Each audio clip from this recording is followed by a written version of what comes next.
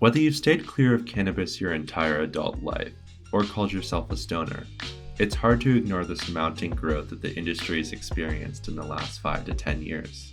And consumers as a whole have shifted their perspective on the drug too, as 67% of Americans believe the use of marijuana should be legalized, double what it was in the year 2000. California was the first state to legalize medical cannabis in 1996, and in the last 25 years, the state has issued over 12,000 commercial cannabis licenses to businesses, including 842 retailers that in 2021 sold over $5.2 billion worth of product. Since 1996, 37 states have legalized the drug, 18 of which have chosen to allow it for recreational use among adults over 21. And that number is likely going to rise as states like Delaware, Maryland, and Minnesota are on the cusp of legalization. In California, cannabis culture has risen to heights some may not have thought possible in '96. In fact, the state's retail cannabis sales were almost 20% higher in 2021 than they were in 2020. The list of cannabis retailers continues to grow every year, and that's allowed brands in the space to flourish, even when regulations make it difficult for them to operate freely. One of these brands is Houseplant, a Canadian company started in 2019 by Seth Rogen and his co-founders Michael Mohr and Evan Goldberg. Last year, Rogen announced that the company was set to expand into the US. Well, in states where cannabis is legalized. Today, the company is based out of a 1918 bungalow in West Hollywood, and for Rogen, this decision made perfect sense. Houseplant is a marijuana company, but it's also a luxury brand that caters to a demographic of enthusiasts who aren't just looking for practicality, but products that are fashionable and a staple of the home.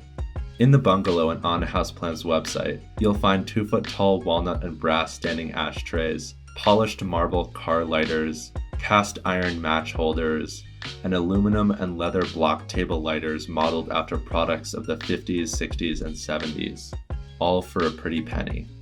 If anything, these products are made to be shown off.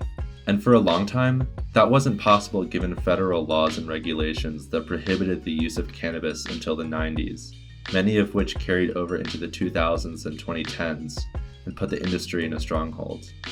The upside? More states are changing legislation to legalize the drug every year, and that's prompted a rise in customers.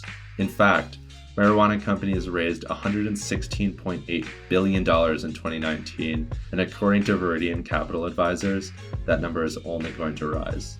Furthermore, bills like the SAFE Banking Act, if passed, will support banks as they warm up to the industry, which until recently hasn't had access to bank accounts, checks, credit cards, and loans. For brands like Houseplant, validating the industry and reducing stigmas around cannabis has helped lay the groundwork for success. In an interview with Vogue last year, Rogen argued that the war on drugs has been reframed in recent years. Thank God, he said.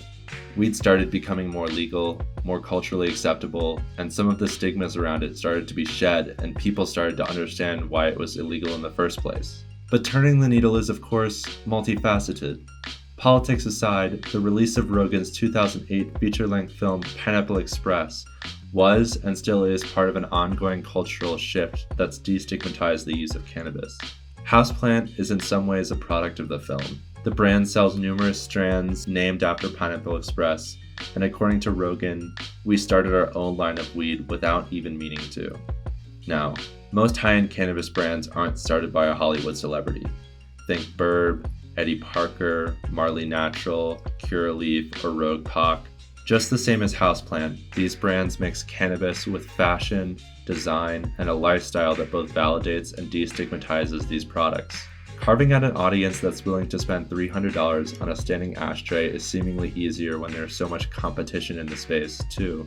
That price point is far beyond the perceived limit of value for an ashtray, but Houseplant's ability to redefine the product's purpose has opened the door for a market saturated with high-end cannabis goods. We shouldn't expect cannabis brands to limit their audiences, either. As consumers, we should expect standing ashtrays, gold-plated grinders, and marble lighters in more homes where cannabis is celebrated, not rejected.